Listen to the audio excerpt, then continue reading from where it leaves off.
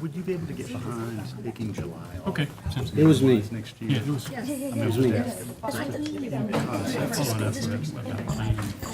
Good evening. Welcome to the Mayor and Commission monthly agenda setting session. And we also have a special call meeting this afternoon that will be just before the agenda setting meeting. We value your participation and interest in the processes of your government, and thank you for being here. If you'd like an agenda, for those of you here in the chamber, they're just outside the doors and to the right on a table out there. And for those of you who are watching remotely, you can get an agenda through accgov.com. That's accgov.com. No final action is taken on agenda items tonight. Items discussed will move to our business meeting on Tuesday, July the 3rd for consideration and vote. If you have a cell phone with you, please turn it off or to silent or any other electronic device. There are several opportunities for citizen input tonight, and I'll let you all know as those opportunities arise so that you won't miss them.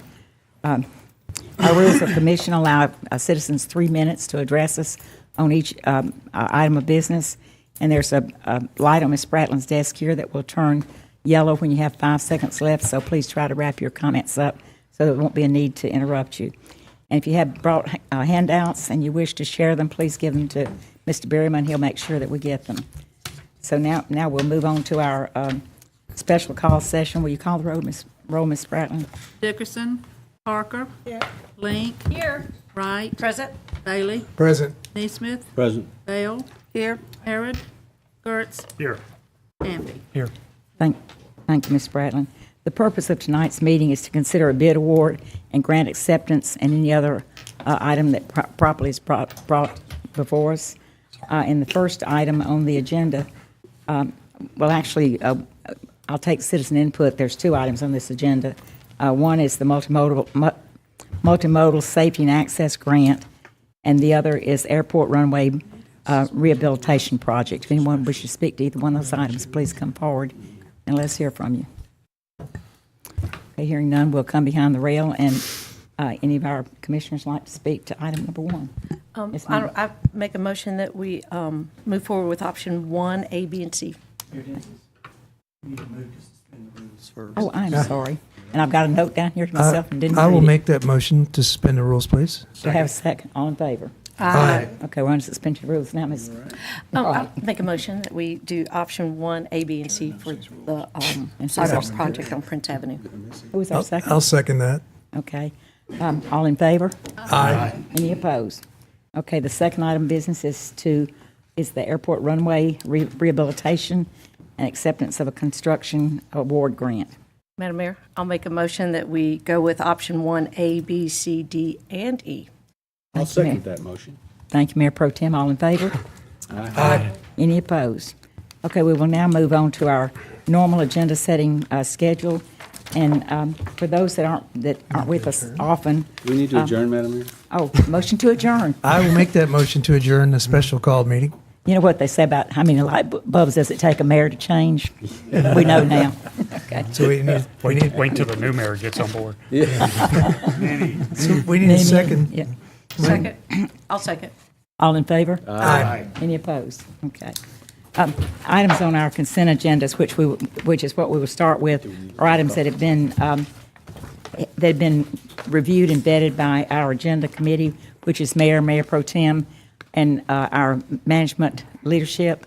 So those are brought forward with a recommendation from us for an acceptance of everything on the consent agenda. And that consent agenda tonight is items 1 through 5. Anyone wish to speak to, on our published agenda, anyone wish to speak to items 1 through 5? Okay, seeing none, we'll come behind the behind the rail. Any commissioner would like to remove something? Madam Mayor. What? I'd like to remove number 1. I'm sorry. There was so many. Okay. I thought I saw the deputy or the officer pointing, so I didn't know what he wanted. Okay. Number 1. Yeah, number 1, okay. Anybody else? I just have a question on number 5. And Well, we'll just go ahead and take it off, and then we can put it back on if we need to. Okay. And so at this point now, we will go to the citizen input on new business items, which are items 6 through item number 12. We had a 13 on the published agenda, and that's been removed from the agenda tonight, so it'll be items 6 through 12. Anyone wish to comment? Yes, ma'am.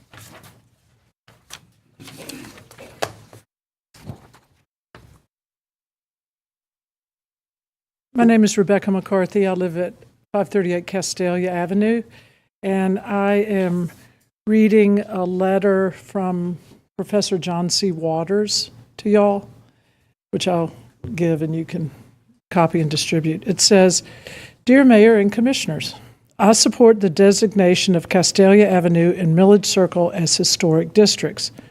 So I am in favor of extending the moratorium and creating these districts. Having resided in Athens for 52 years, I have a deep regard and respect for its history and all sites and areas representing that history. Both intact neighborhoods and individual structures which meet the age and architectural character standards for designation represent our community's history. Designation of Castalia as a street and Milledge Circle as an early streetcar suburb represents the pathway to preservation of our local history. While there are those who have asserted that local designation limits the potential sales value of individual properties, this assertion isn't true. Numerous studies across our nation have documented an increase in the value of historic properties. These benefits go to property owners and also increase the tax base of local governments. Historic designation also stimulates restoration activity benefiting the local economy and its construction businesses. In the life of our cities, 50 years is a brief period. Thus, intact structures constructed through the year 1968 can and should be prospects for designation. The financial benefits far outweigh the negatives for individuals, neighborhoods, local businesses, and the economic health of our community. Thank you for your consideration. Sincerely, John Culpepper Waters, Professor Emeritus, Founder and Director Emeritus, Master of Historic Preservation Program, College of Environment and Design, University of Georgia." Thank you all. Rebecca. Anyone else?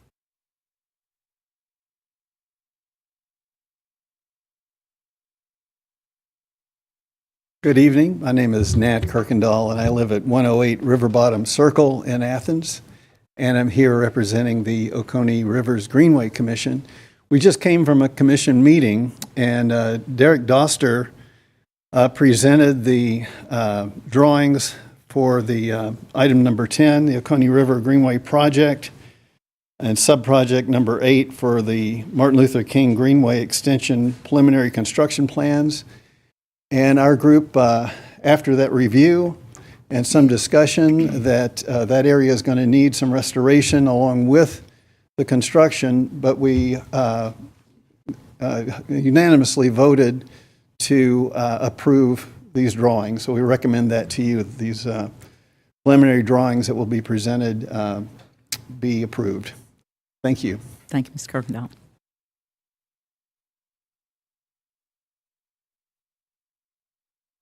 My name is Roger Thomas. My wife Ann and I have lived at 275 Milledge Circle since 1969. I apologize for not being prepared. I thought I was going to a planning commission agenda setting, but I'll just make two simple points. We are in favor of historic district designation for at least our portion of Milledge Circle, and I would also like to express my disappointment that the principal meeting associated with this, excuse me, is scheduled for July 3rd, when we have had long-standing plans to be out of town that day. We only learned about it yesterday. The mail only came yesterday. And so I just want to express my disappointment about that. Thank you. Thank you, Mr. Thomas.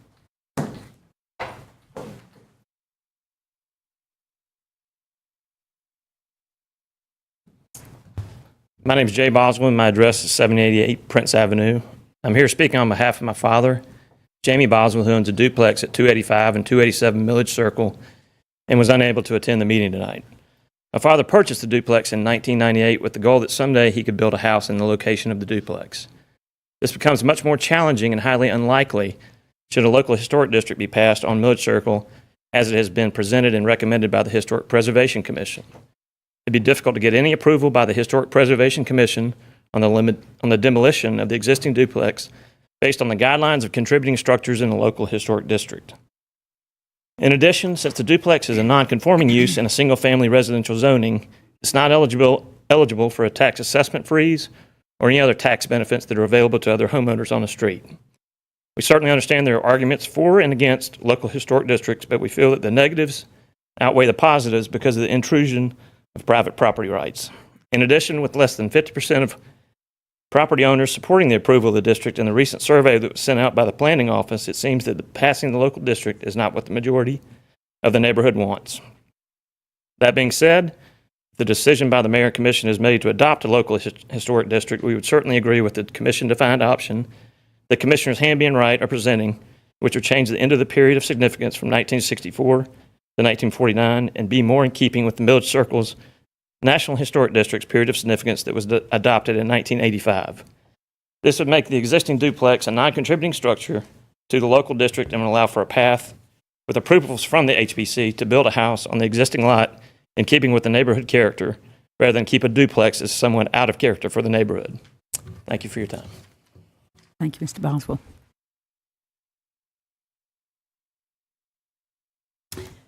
Hello, my name is Mary Rugg, and I live at 263 Milledge Circle, along with my husband, Brian Carney. Over 30 years ago, we made an investment in our quality of life and community when we purchased our historic home, built in 1917, currently over 100 years old. So I'm here to share with you some comments about our support for the historic district designation. There are numerous reasons for implementing and maintaining historic districts, but I'll just mention three. The first, property values. Local historic districts protect the investments of owners and residents of historic properties. Often these are investments of people who purchased in the 1970s and 80s like we did. People who have purchased not as spectators in real estate, looking to make a quick buck, but investors in our life and our community, and we consider our home our life and our community. Properties within local historic districts appreciate at greater rates than the local market and similar non-designated neighborhoods. Historic districts are also less vulnerable to market volatility and rebound more quickly from economic downturns. This is an area analysis, but what about individual properties? Well, without this protection, our property values will decrease. Without protection, long-term, the value of the house becomes irrelevant. The value is reduced to the land value alone. So remember, long-term residents have property rights too. Second, unique residential business relationships. 5 Points is a charming neighborhood with a special commercial core.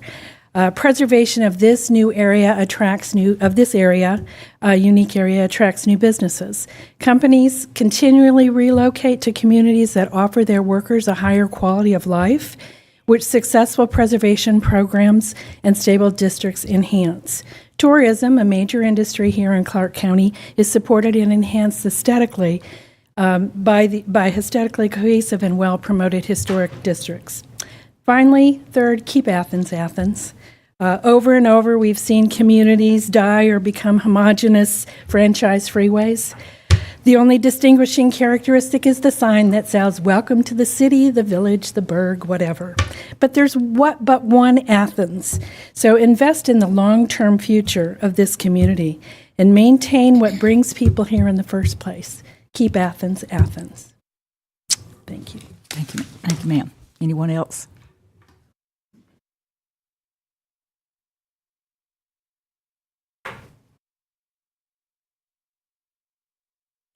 Good evening, everybody. My name is Dorothy O'Neill. I live at 174 Highland Terrace. I'm also a rental property owner at 490 Milledge Circle, and I'm here to speak to item number 6. I'm strongly in favor of this historic district. I'd also in favor of the option that's presented in the agenda report that's been put out by Commissioners Wright and Hamby. Very think that's a very practical, sensible response to some of the issues that have arisen. But really, I'm here tonight. I'm been asked to read a statement from our citizen leadership in this effort, to whom we're very grateful, Rachel Guevara and Claudio Sant. They couldn't be here tonight, so they sent word. They say, we have been involved in the process of working toward a local historic district on Milledge Circle ever since we discovered the beautiful house at 398 Milledge Circle was slated for demolition. Over the course of the past year, we've met more of our neighbors and learned so much about the history of our neighborhood, particularly in the period in which most of the houses were built between 1920 to the end of the 40s. We also learned more about our local government as we've gone through the many steps required to proceed with historic designation of the neighborhood. We've had conversations with other homeowners, with commissioners, members of the Planning Department and Historic Preservation Commission. We believe we have arrived at the right moment for the Mayor and Commission to vote to approve Milledge Circle Local Historic District as it has evolved and is currently described. The required procedures to establish the district have been followed. An academic study done, homeowners providing input. Majority of homeowners have signaled their support in writing. That's something you can see from these surveys in your agenda report. We feel strongly that this local historic district will be good for individual homeowners and for Athens-Clarke County as a whole. At a time when many popular in-town neighborhoods are losing their character and starting to look like cookie-cutter suburbs, we have a chance to preserve a piece of Athens' unique heritage before it is too late, and I encourage you, our mayor and commissioners, to do so. Thank you very much. Thank you, Ms. O'Neill.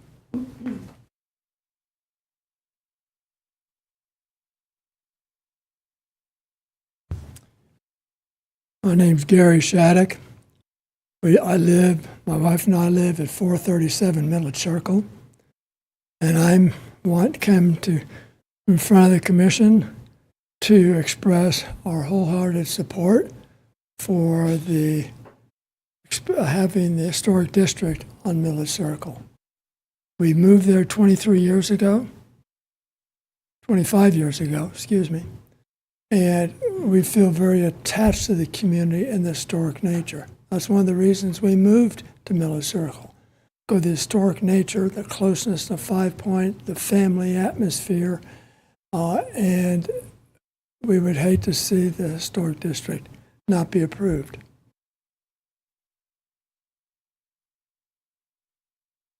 The historic district, to me, represents my family and my community. And if we have this historic district, then that will be for the future as well, or not just the rest of my life and my wife's life, but for the rest of the other families in the community. The historic district is really important to us, and we would hope that the commission would see it our way. I would like to state that there was a survey put out, and 57% of the people who returned their surveys wanted the historic district approved. Thank you very much. Thank you, Mr. Shattuck. Anyone else? Okay, we'll come behind the rail. And our first item of business, we'll go to number 1, which is the school levy. I believe, Mr. Hamby, were you wanting to have that taken? I did, yes, ma'am. And I'd like to keep this off if I could, just for transparency's sake in a lot of ways. I mean, the public schools here in our county get 60% of our tax dollars. And it's just, I think all they're asking us to do is levy the tax for them. But even still, I just, a lot of times when we hear people complain about the property tax bill, they think it's all of us, and it's not. And so I'd like to just leave it all for those discussion purposes. Plus, just maybe express how important a good public school system is to our community and such as that. So, thank you, Mr. Hamby. Thank you. We'll put that on the discussion agenda, Jen. Thank you.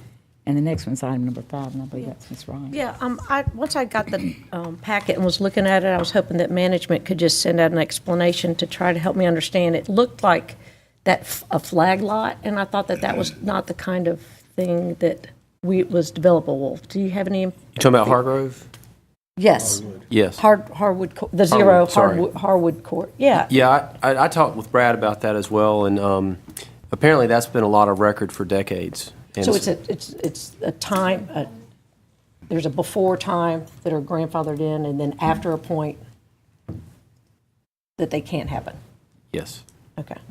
That's the distinction with it. that's my understanding. Okay.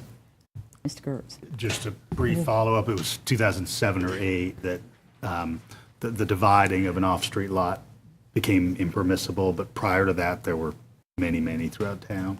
Okay. Okay. Well, that clarifies it for me, and I'm happy with it being back on consent. Okay, got it, Ms. Bratton. Okay, the next item is item number 6, which is the Milledge Circle Historic Designation. Anyone want to start a discussion on Yeah, that? I'll start.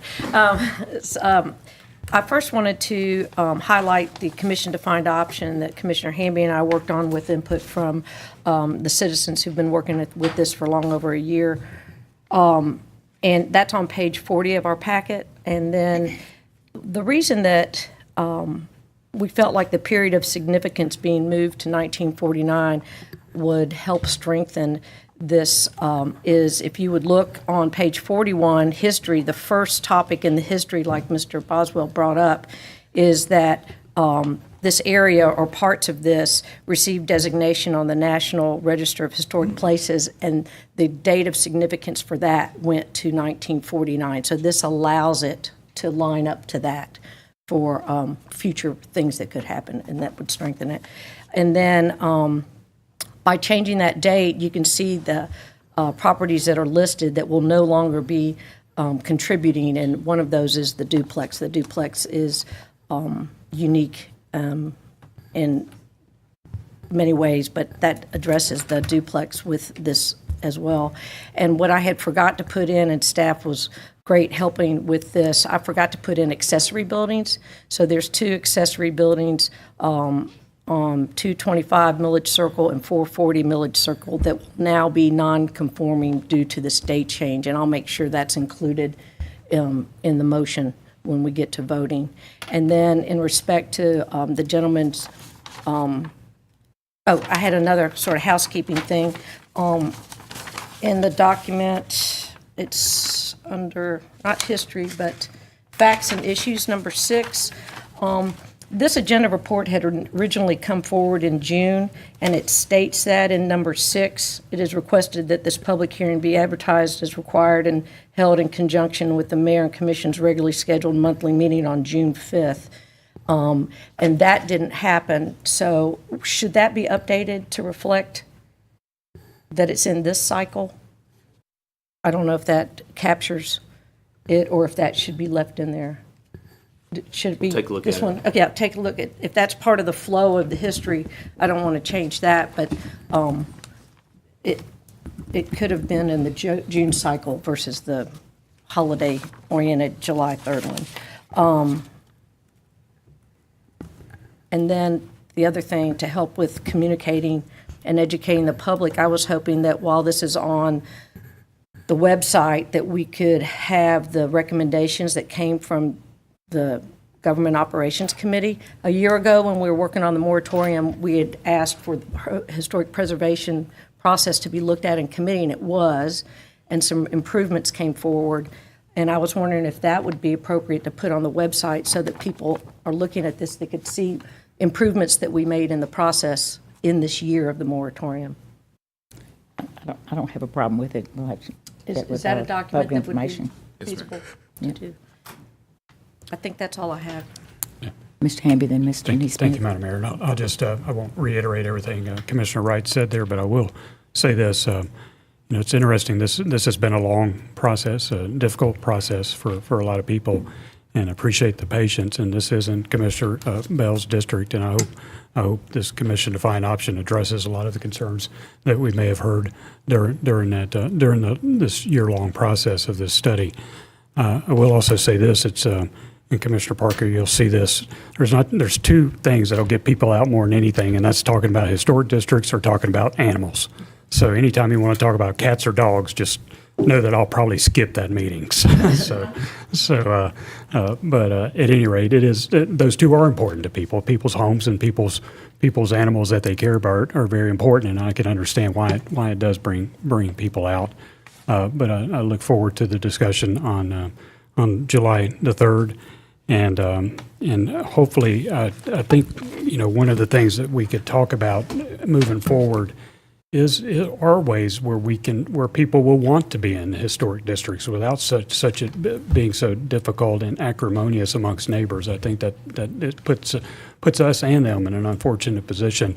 And one of the things I know I've talked to the mayor about and to maybe a few others is I just feel like if you go to the HPC or through the designation process, that whether you're contributing or non-contributing, you ought to be afforded that tax break, that property tax break for 8 years. So I think even if you're non-contributing, if you still have to go through that process, that's something that you should be afforded to do that. And that's something that we have to talk to our state delegation about because it has to get changed at the state level from that standpoint. So there's other things that perhaps we can look at as we move forward that could help us identify things to make it a little bit more palpable for people to move through the process and want to help us to preserve what we have, the homes that we have here in Athens. So that's all I've got to say for now. Thank you. Mr. Smith. Well, first I want to commend Commissioners Hamby and Wright for this commission-defined option. It shows that you really dug into what the issues are and found what seems to be a pretty reasonable solution to at least most of them. And I wanted to be sure that I understood. You were talking about accessory buildings. Did you mean to say they were non-contributing? I think they're non-contributing and non-conforming. And non-conforming. And so, this, yeah. Okay. As long as they're So not. because of this date change, they've, Okay. we can get that clarified. That's fine. Thank to you. make sure. Ms. Bell. This is my district, and I'm very proud of the accomplishments that have been made, but at the same time, I want to thank the people that did not want to be a part to participate in the historic district forming, for them to have to be included, and the way they stood by and let things take its process and let them have their rights, and to know that they still live in America and they had that freedom and right to be respected. And I'm glad that it's been able to work out to this point to accomplish that. No one respects historic districts more than I do, but because of what's happened over the year, gave a wrong implication of that. But I'm glad that we've been able to come forward now to make it be a process that will be of value to our community, to 5 Points, and to the 7th District. Thank you, Ms. Bell. Anybody else wish to speak? Well, I never thought that I would make the statement that I'm about to make. To my knowledge, I was the first elected official in Athens to publicly support historic districts. In fact, one of our speakers tonight was one of my campaign workers who helped me get elected that many years ago. This, along with consolidation of Athens-Clarke County, were primary positions in my first run for office in 1979. A preservation ordinance was implemented shortly after I resigned from City Council in 1984. We had started working on it prior to then. I still support preservation efforts in Athens-Clarke County, but I'm concerned about a process that supports imposing restrictions on the use and enjoyment of property owners' rights without their consent. I don't remember the kind of owner divide that we've had on designations proposed in any time before that compared to the ones that we have for the designations that are recommended tonight for historic preservation designation. Most actions that we take on the commission require a 65% participation from owners. I'll give you some examples of those. One is voluntary sidewalk assessment, and that's where communities can get together and decide that they're willing to pay for sidewalks and be assessed the cost of it. 65% of those residents have to sign and ask for that. Traffic calming installations such as speed bumps, residential parking permit, which is the policy by which we allow residents on some of the more congested streets to ask for a parking permit program that reserves some of that parking for residents only during the business hours of the day.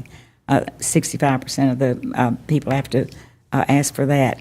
In the 1993 commission, which was the year after consolidation, I believe, the commission adopted 60% as the threshold for special districts, such as extension of solid waste services. This is the percentage that we use for extending water lines, where owners ask to have water lines extended to areas that don't have it and agree to pay for the cost of that to be assessed on their tax bills. On the Milledge Circle proposal, exactly 50% of the owners responded that they wanted the designation, and 18% opposed. One parcel that is shown unresponsive, but the owners had actually signed a petition opposing the designation and given it to us earlier, so we have official report from 19 owners that they oppose the designation. In Castalia, only 5 of 15 owners responded a preference for inclusion. So I respectfully respect all these people that are out here, and nobody likes these districts any more than I do, but I also like the benefits that we have of Americans of having the right for the enjoyment and use of our property that we have paid for over the years. And so that's, I doubt that I will have a vote on this, but if it should come to that, I would have to vote no. We'll now move to the next item on our agenda, which is the Castalia Avenue Local Historic District. Any of you commissioners want to say anything different? I'll go ahead and point out on page 119 of the 385-page packet is the commission-defined option for Castalia, and on this one we are having there's a duplex that's similar to the one that Mr. Boswell spoke of, and we in the commission-defined option it would become non-conforming, and that's 517, 518 is the address for the duplex on that one, but the date is going to stay the same for other reasons to keep it strong. And again, in the facts and issues number 6, it also points out that June 5th, 2018 cycle that this report was ready for but didn't make it to. Anybody else? Okay, we'll move on to item number 8, which is Belmont Road Bridge Replacement, memorandum of agreement with Georgia Department of Transportation. Anyone want to comment on that? Okay. Can it be on the consent agenda? Anybody object? Okay, we'll go on consent, Jean. 9 is the upper North Oconee Interceptor, which is the approval of the preliminary construction phase. Any concerns about this one? Y'all want to go on consent? I wasn't following exactly what he said at the, is there going to be a different thing coming forward that they voted on the Greenway? This isn't the Greenway sewage line, not the. Oh, not that one. Wrong way. Sorry. Okay, consent, guys? Okay. We're going consent yeah. with that one, Jean. But this is proximate to the Greenway, and if you walk on the Greenway from College Avenue out towards Sandy Creek Nature Center, you'll see these aerial spans coming across the river, and this will eliminate that. Okay. Item number 10 is the Oconee Rivers Greenway project. Right. Which is a sub-project of the MLK Greenway Extension preliminary construction plans. Did you have a question about that, Ms. Ron? I'm listening. I'm ready to learn. Mr. Neesmith? The Greenway Commission did have a very good discussion about this. We saw some great maps and diagrams that we haven't seen yet. Is Mr. Doster here? Maybe we should try to get those out, and it really shows more clearly what this route is that comes off of MLK and down and then across a new bridge that's proposed and then back up to MLK. We learned also that this bridge is going to be a very economical bridge and have a minimum amount of perturbation to the environment. It's specifically built for this kind of traffic, bike and pedestrian. Fundamentally, the idea is that if you're on the Greenway, then being able to take this kind of a path is much more natural, much more pleasant than having to run along MLK only. But the bridge across, the bridge and the bike pedestrian part of MLK will provide a good route on MLK for especially for bike traffic, but also provide a route down to the Greenway to continue on. So I think this is a really, really good plan, and I'm going to fully support it. Mr. Kurtz.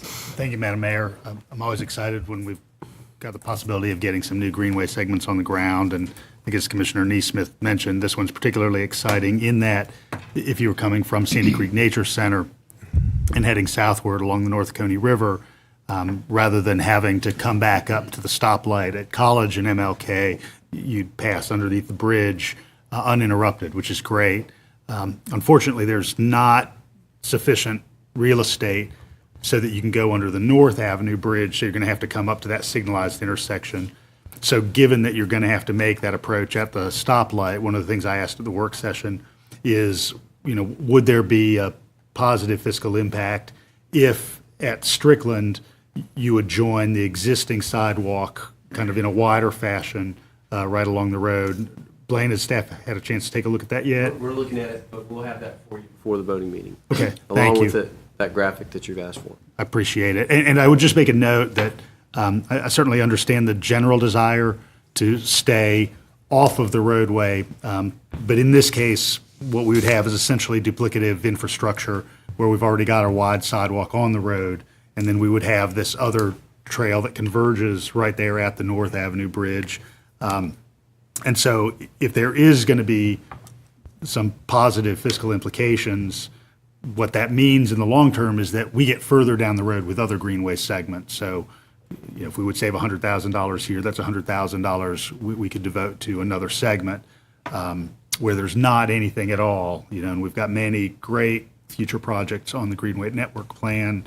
I think particularly of prospects of connecting to Holland Youth Sports Complex, the Tallahassee Road Trail, things that are just going to get to tons of families and people who don't have any access to the Greenway now. The other thing I would say, just as a small detail that I think we've talked about in a couple of different contexts, is if we should have some segment of it that hugs the road, as we'll have to have at least a short stub right there at North Avenue, I would just want to make sure that there are relatively dense and high tree canopy plantings so that that's a pleasant experience, as you're there along the roadway. Yeah, I have similar comments about that little beginning segment right there by North Avenue because, it's the Greenway Trail is, right abutting the sidewalk, which is a pretty nice wide sidewalk. And yeah, granted, it is right up on the road. And I get the idea that you want the Greenway to be going through natural area, but there really isn't natural area right there. I mean, look at it. I'm looking at it on Google Maps right now, and it's nothing. It's just wide open turf grass. So I hope that, if we're going to stick to this idea that we want an actual greenway in addition to the roadside sidewalk, we'll really need to improve that area and turn it into a more natural landscape, more pleasant place to walk with some trees and native plantings and stuff like that. I do question the kind of redundancy of these two paths right next to each other when there's not a whole lot of character difference between them for at least those first, 100 feet or 700 feet. 700 feet? Wow, okay. Ms. Wright. Yeah, I think differently. I think it's called the MLK Riverside Trail, and putting it by the road to me might as well be on Willow Street. And I thought the whole improvement here was to get closer to the river. When I'm on the trails, it's nice to hear more of the river type sounds versus road vehicle type sounds. And if I remember correctly, when we did the repair, the culvert that's right there by Ruth and Strickland in between there, and we did save a lot of money, I think, by having that closer to the road when it was going to be very, very expensive. I think on page 199 you can see it looks like it's kind of ghosted in where the trail idea had been. And I thought we saved a lot of money by moving it to where it is now. And now I feel like we're doing a disservice to the natural positive aspects of the Greenway by having the trail hugged closer to the curb. And I know it's having to go to that new area that has already been finished, but I hope that we can move forward and realize that we're not saving that much money, and we did already save a lot with that location. And then I guess I have another question about I think it was what Commissioner Neesmith was speaking to. Is that related to this same section? Or, because you were talking about a bridge update? Yes, we'll have to cross the creek with that southerly route. Loop down, we'll have to cross a creek. It's the same body of water that the bridge crosses. Gotcha. Okay, so it sounds like we've got more information coming between now and the vote as well. Okay. And Ms. Parker? Thank you. So I have to agree with Commissioner Gertz and what others have mentioned. I'm being excited about the connectivity it's going to bring to folks in my district and other folks who might not otherwise have access to the Greenway or safe bikeable and walkable ways to get around town generally. But when I look at our track record of bid awardees and think about how excited I was that we were able to pass TSPLOS and have these funds generated for projects like these, that those funds will ultimately leave our community. I'm wondering what more we can do as a local government to support local contractors to be competitive in bids like these so that we can address some of the issues of poverty we have in the community by keeping more of those tax dollars here. So I just wanted to propose that to my fellow commissioners and staff. If you have any thoughts on how we could do that, that'd be great. And Ms. Parker, staff normally, when questions are raised, will give us a report back. Yeah. Hopefully before the next meeting. Okay. They give us a report back to all those questions that are raised. So. Great, thank you. Anybody else want to comment on this? I'll say something Yeah, to Mr. Hamby. Commissioner Parker. I know there, and Commissioner Gertz, I don't know if it was when you were chair of one of the committees and I was one, and I think it was before Mayor Denson was here. We did look at the local contracting type business and and I don't remember, there should be a staff report somewhere when that committee looked into it. From that standpoint, John Culpepper put together a whole bunch of stuff for us to look at, and I wish I could remember the exact date, but that Can't may. recall if it was GOC or LRC. I can't. Well, it was my committee, so I think it may have been LRC. Okay. So, Maybe in 2009 or 10. yeah, surely, yeah. So there was something there, and there's a lot of useful information that I thought was helpful. So That's from that great. standpoint. Keep you from plowing the same field twice. Well, we may, we Yeah. may have to Some plow it of again it or may not be something, I don't relevant, know. but a lot of it probably still will be. So, Yeah. so thank you for that, Mike. Anybody else wish to speak to this? Okay, we'll go to item number 11, which are the incentives to reduce glass bottles in commercial business district. This is something I'm very excited about. I expect everybody up here is.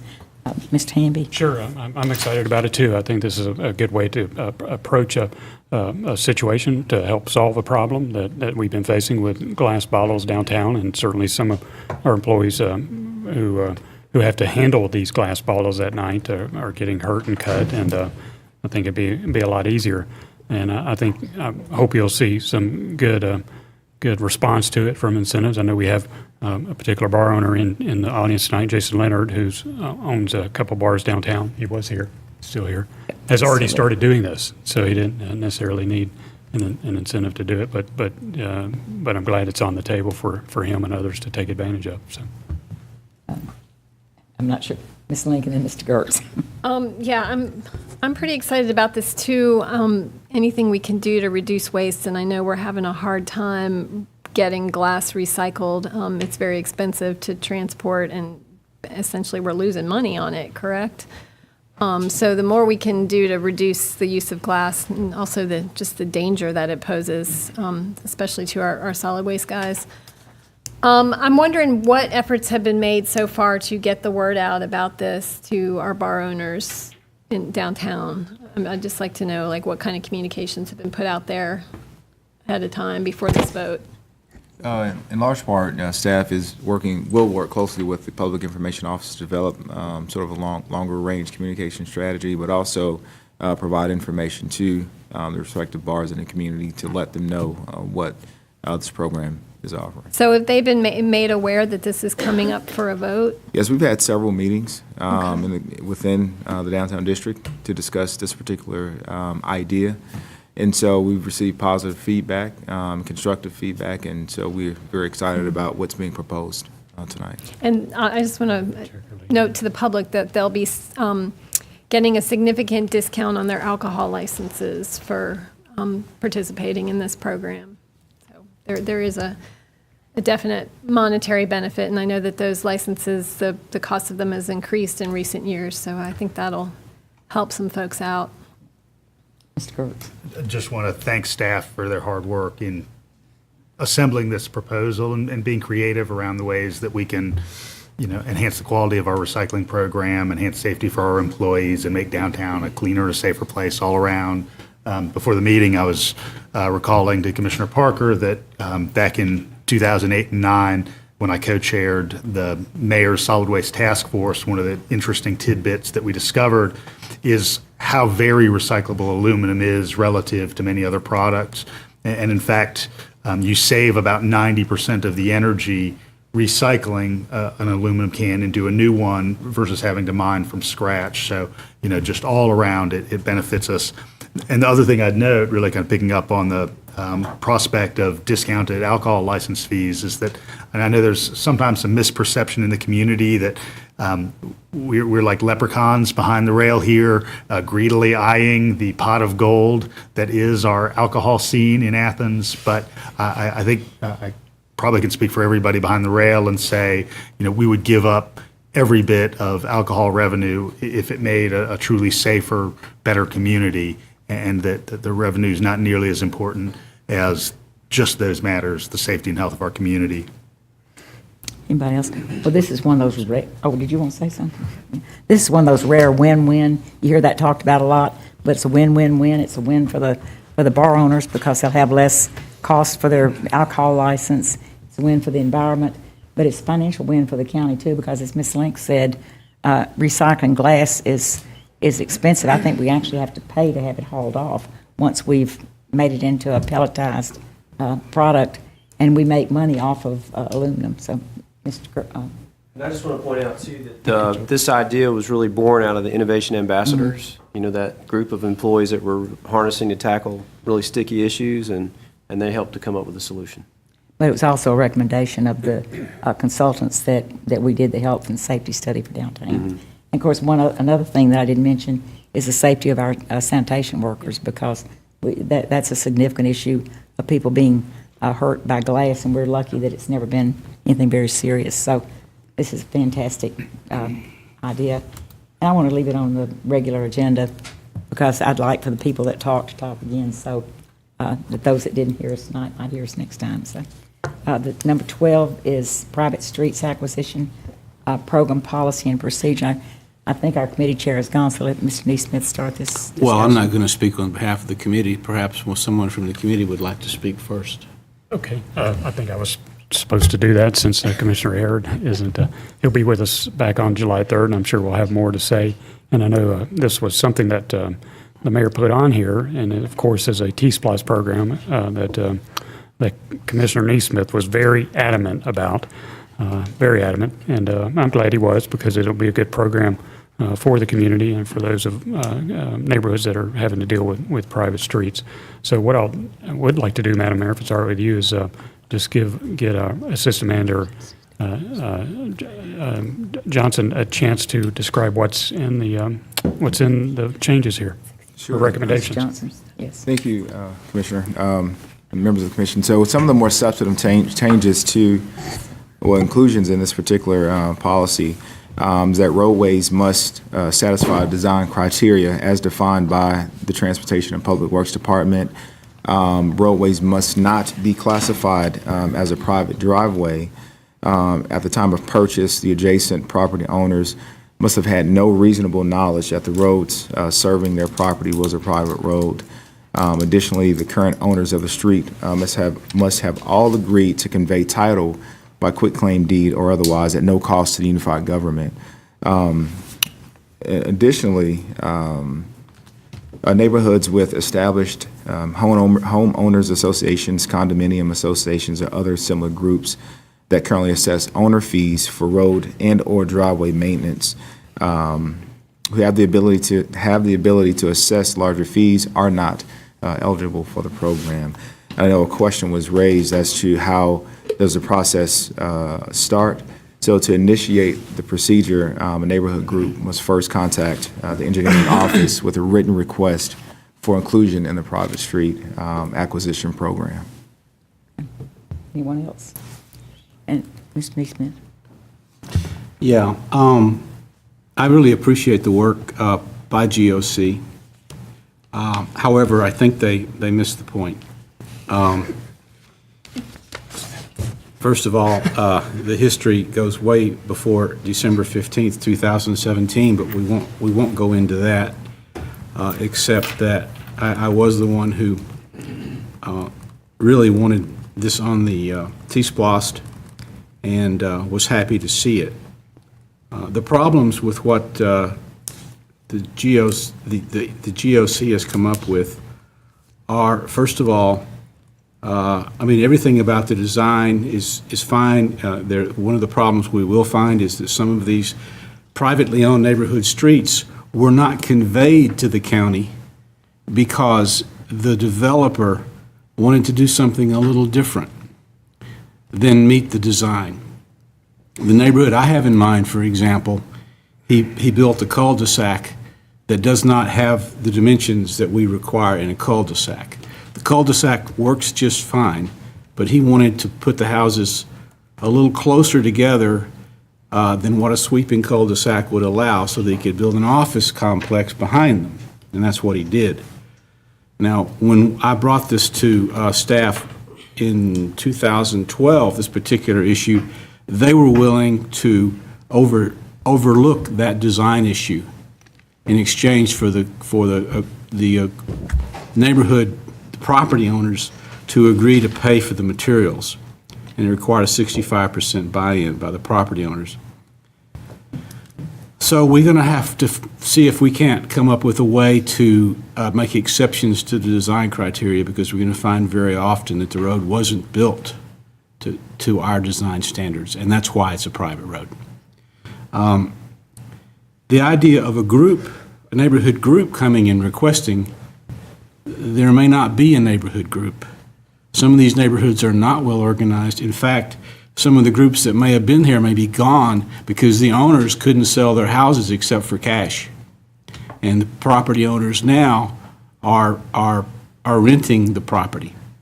And that's the house prices, the values have already caused some suffering. We're trying to recover from that. Number two, these property owners have been paying their property taxes every year, in the case I'm talking about, since the mid-'80s. They've been paying their property taxes every year, just like the rest of us have. And they get no street maintenance, no storm sewer maintenance, none. This is exactly the situation that I was trying to correct. So the idea of them paying half of the cost defeats that purpose altogether. In fact, that might be worse than what we already had in place, where they could pay for just the materials and with a lien on their property. We don't want to put a lien on their property. We don't want them to pay for the materials. The idea is we fix their roads with a quitclaim deed, totally reasonable from the owners. We can't expect that the group to come up with a quitclaim deed, which this seems to apply. There's some language issues there. It's the owner of the street. The group has nothing to do with the owner of the street. In fact, they don't talk. They're not happy with one another. They don't even speak. So I'm going to come up with a commission-defined option to try to correct some of these. I just hope my fellow commissioners will keep their mind open and realize that there's a specific intent in this SPLOS issue, matter, that I'm trying to satisfy, and sort of keep your mind open and work with me on this, okay? Thank you. Thank you, Mr. Neesmith. Ms. Link? Yeah, I just want to agree with Commissioner Neesmith on the need for us to take a new look at our road design standards, especially when it comes to enabling the development of affordable housing. We're starting to see more of these small, compact, higher density cottage court communities, and you can make those projects more affordable when you have narrower streets, and narrower streets also means that you tend to have lower speeds. So you'll have the kind of roads where we won't have to go in there and put in speed bumps down the road. So I really hope that as we move forward with a comprehensive discussion of affordable housing and the long list of tools that we need to be implementing to enable it, that new street design standards can be one of them. Anybody else? Okay, at this time, we will move on to reports from the Planning Commission and recommendations. And I should have told you all earlier, and I hope nobody was planning to speak to this because we don't accept public input on Planning Commission recommendations at our agenda setting meeting. There'll be a public hearing on these items at our July business meeting. So, Mr. Griffin, if you will help us, we'll finish this meeting up. So.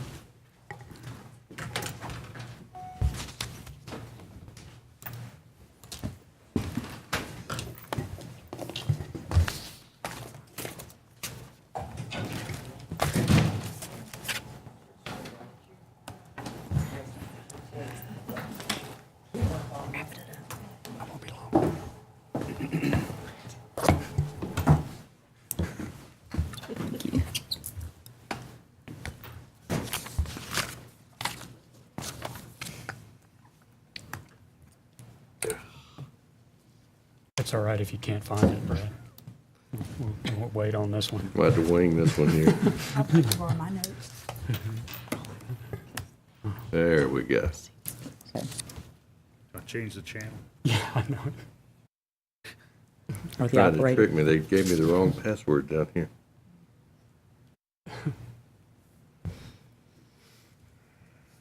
Oh, and Commissioner Neesmith, while I'm thinking about it, while I'm pulling this up, non-contributing, not non-conforming on the two accessories. And those would not render the two principal structures which are contributing. They would still remain contributing. The fact there's a non-contributing accessory would not kick them out of the tax Gotcha. opportunity. Just before I forget. Thank you. Thank you. You're welcome.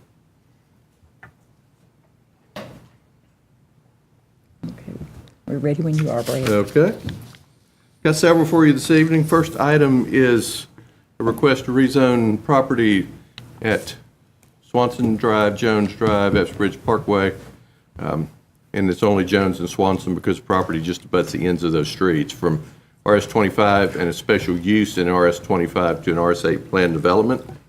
The request includes 4 parcels affecting about 31 acres, 84 single-family lots with amenities, common open spaces, and association-managed maintenance of common areas, and access from 2 points on Epps Bridge Parkway. This is intended to be an age-restricted community. That serves the benefit of the development and protects them from any kind of discrimination issues, but it would not be something that would be regulated locally through the zoning if this were to be approved. Doesn't mean they can't do it, and it's a great tool, but it would not be something that we would enforce. There are some waivers with this, an allowance for a single-phase grading of the site as part of the construction, standardization of all front and side yard setbacks, and reduced separation between street trees and utilities. And this is kind of a cross-section design issue to get the trees in the areas between sidewalks and curb with protected root barriers and other things. So you see the property here. Existing and proposed zoning. And you see if I can get this up and running. Yeah, it's not going to show up there. There is one little piece of it that cuts across the Chestnut Grove Church property that is also included. That is the second public street access point. And then the proposed site plan. While I'm thinking about it, in the staff report that we provided you, we've always got a section that talks about the tree ordinance and the tree management plan. And generally, with these types of proposals, the specific details in those tree management plans do not become binding as part of this. I mean, it gives them some flexibility. There were a lot of comments in our report that we gave to you that gave the appearance that there were a lot of things that had not been done by the applicant. That was actually those are all just for information only. Most of those were carryovers from an original report.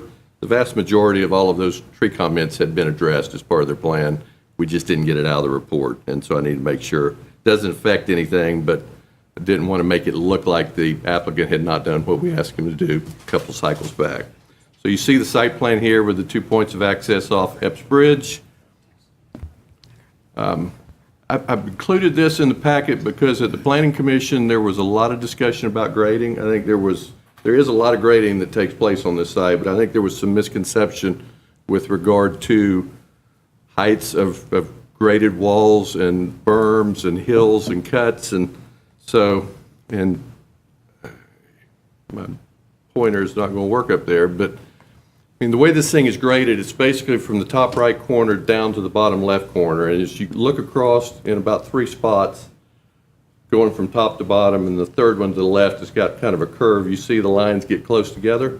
And what's basically happening, it starts at the top, it's a cut, and then it's flat, and then it's another cut, and then it's flat. And so the areas, you see the lines close together, running vertically in the backs of where 2 back-to-back lots back up to each other. That's where they're making up their grades as they move down the hill. So you don't end up with an area at the top or the bottom that's 20 or 30 feet tall. It's basically a cut, it's flat, it's about 10 feet steps all the way down. So really when you get to the area that is adjacent to Holly Hills where the street kind of has the eyebrow cul-de-sac and curves around, that is basically at grade with the backyard of the house in Holly Hills.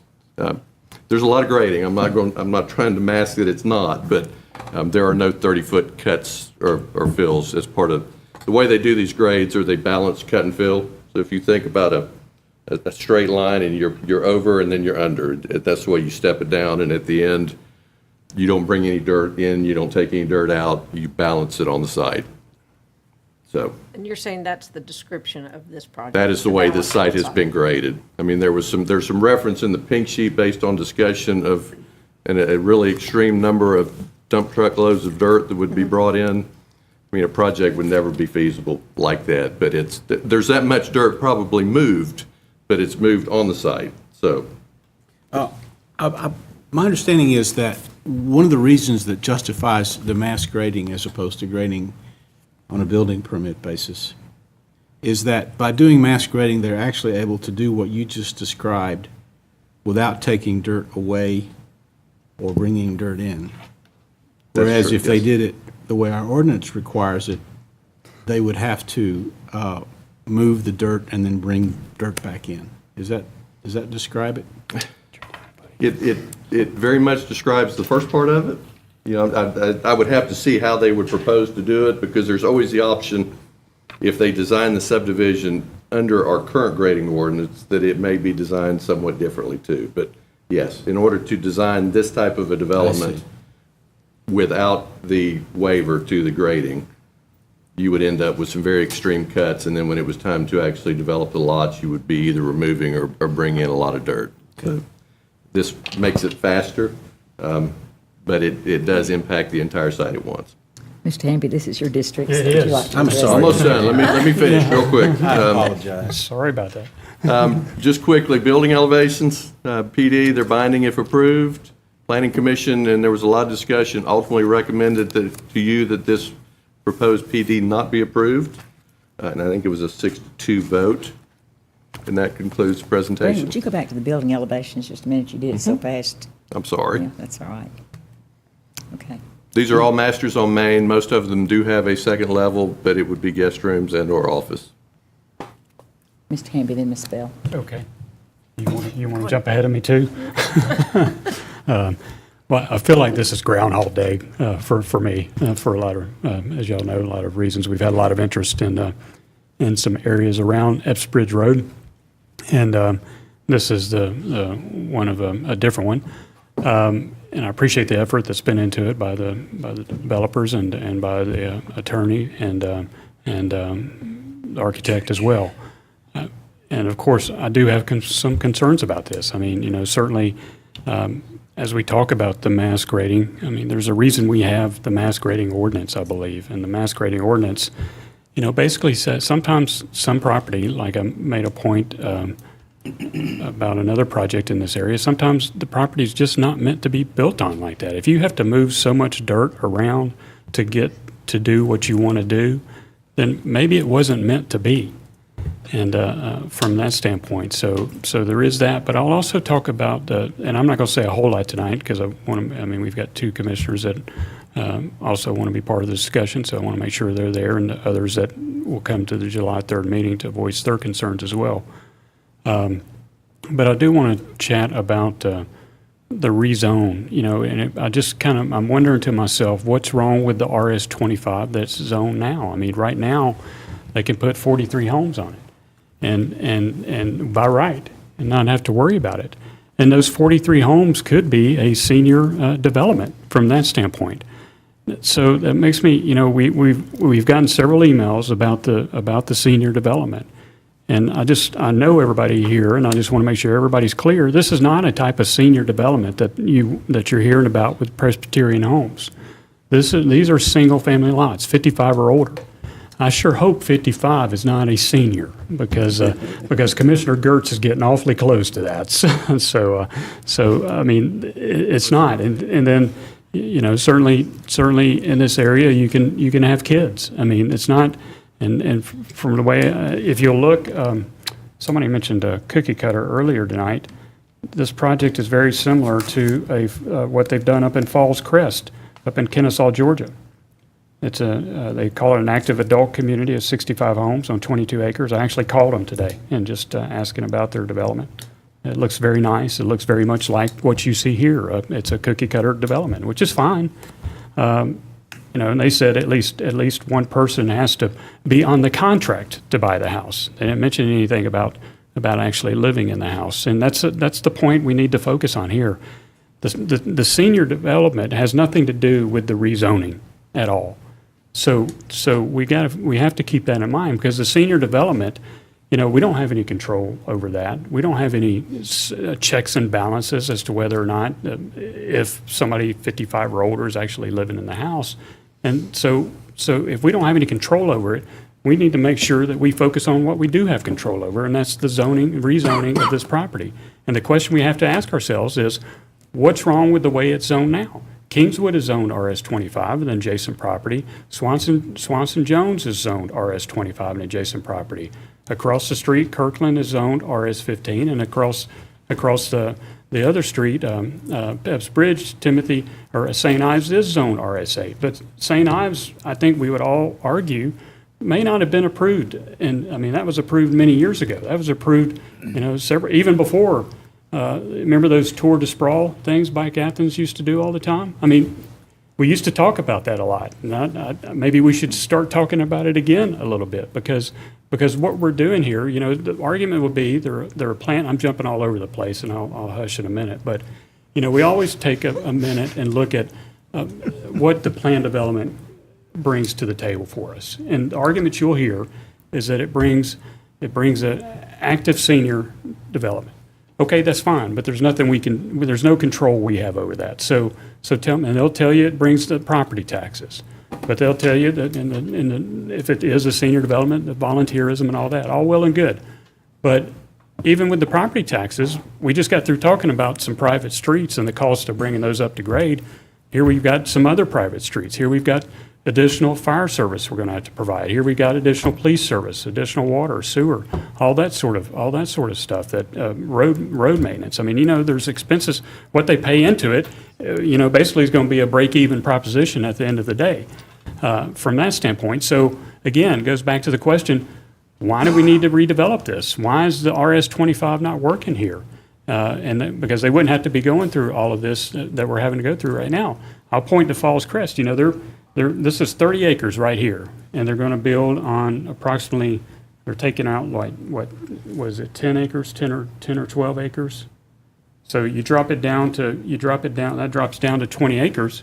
Over here in Falls Crest, they built 65 homes on 22 acres, which this would probably be at what, an RS15 if that were the case? So they're jumping from RS25 all the way down to RS8. That's an awfully big jump. It's an awfully dense area. If it were Tour de Sprawl still, we'd be real concerned about it, because we don't have bus service out there, not yet at least. And these homes are going for $300,000. We hear a lot about in Envision Athens the need for senior development. The need is for affordable senior development. I don't think $300,000. I can't afford that. I mean, you know, I'm not a senior yet though, but I'm not on track to. But that's a different story.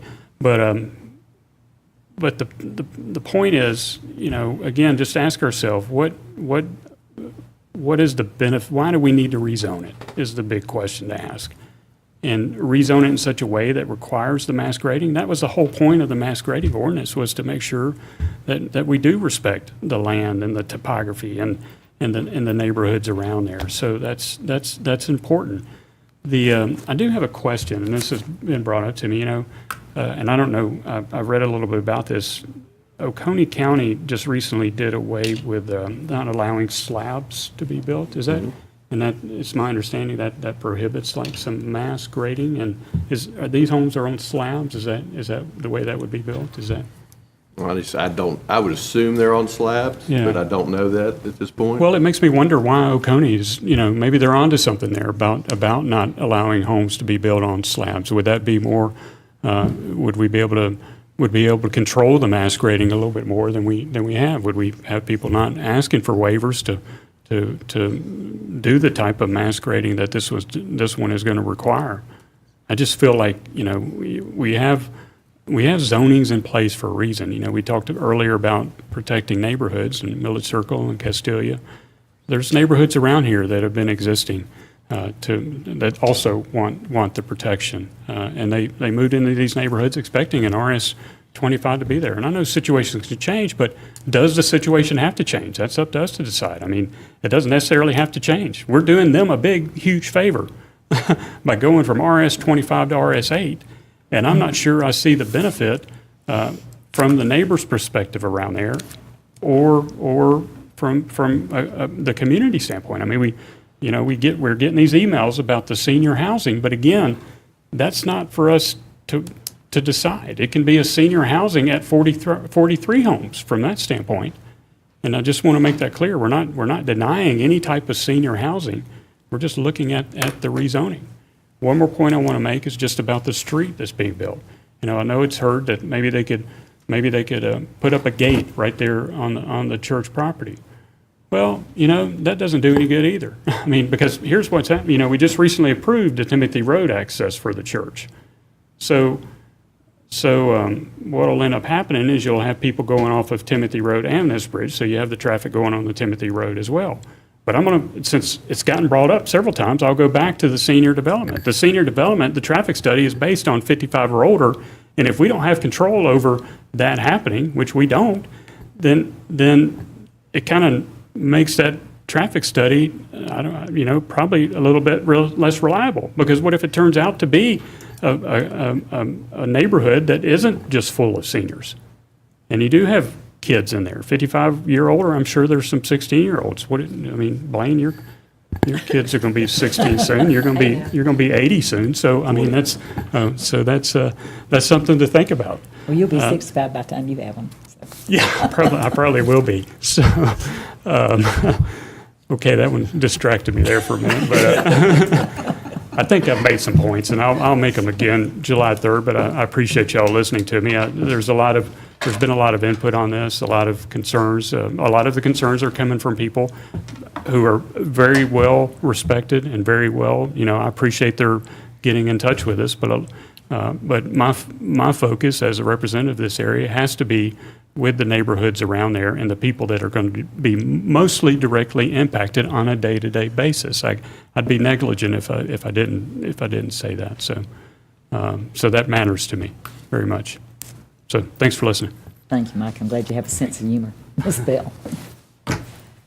Well, I don't think I can talk as long as he did. The main thing is, yes, I've heard from a great number of people. If I wanted to go into a second business right now, if I could be hired by the people that want to do this, I've already got a bunch of places sold, because that's all I've heard from the age range of people that are wanting a place that's 55 and above. The smaller the lots, the less they have to upkeep. The price, keeping it where it's affordable. When you go into some of the higher-end senior living places that a lot of people can't afford that month-to-month living cost. The location of this has been ideal for so many people. Yes, we've had questions about the speed. Well, we can do something about that. We know we can't do anything about the stoplights because we're under our rules of what we can't do. But there have been so many reaching out saying this is something we really need. And that same building, they will come, I don't think we have to worry about they will come. We already have a market of people that are waiting for a place like this.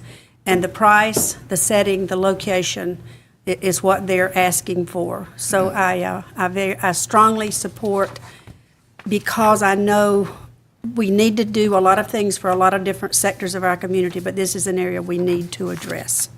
very much. Ms. Thank Link? you. There's a lot I really, really like about this project.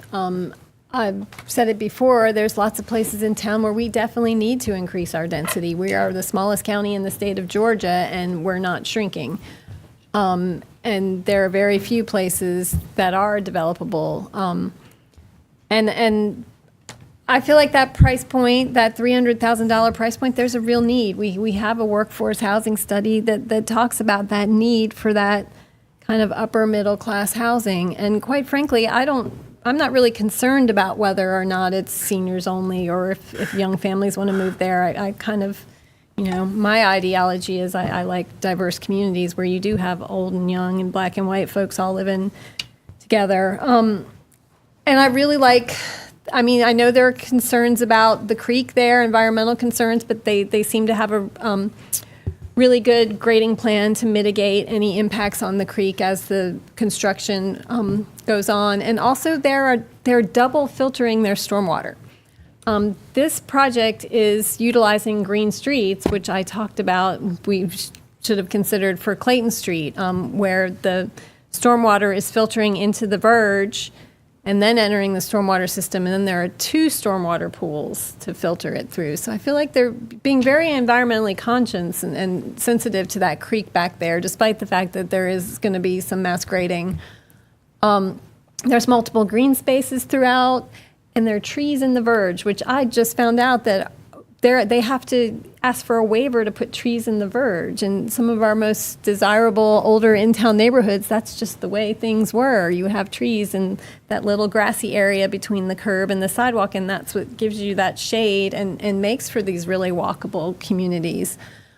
So I really, really like the design of this community. The grid layout is very traditional, and those smaller, more modestly scaled homes, these aren't your 3,500 square foot, $500,000 or $600,000 homes. These are more geared towards middle class occupants. And I believe we do need senior housing. This commission didn't bat an eye in an upzoning that would have been 6.5 times the density for a tower on Mitchell Street downtown. This is not even doubling this density. So I have very few problems with this. The only thing on my wish list is that I wish that these developers had sat down with one of our housing partners and talked about reserving a handful of lots for perpetual affordable housing, even middle-class perpetual affordable housing. That's the one thing, and that's why I wish we really had an inclusionary zoning policy that would stimulate that conversation off the bat whenever we had one of these upzoning requests. There's very, very little about this that I could object to. Mr. Gertz. Thank you, Madam Mayor. I know this, at least the second version of this that's been floated, the earlier one would have connected directly to Jones Swanson Estates, and I appreciate the work of the developer having kind of made the effort to gain a second access point so that this wouldn't have a direct daily vehicular impact on another neighborhood.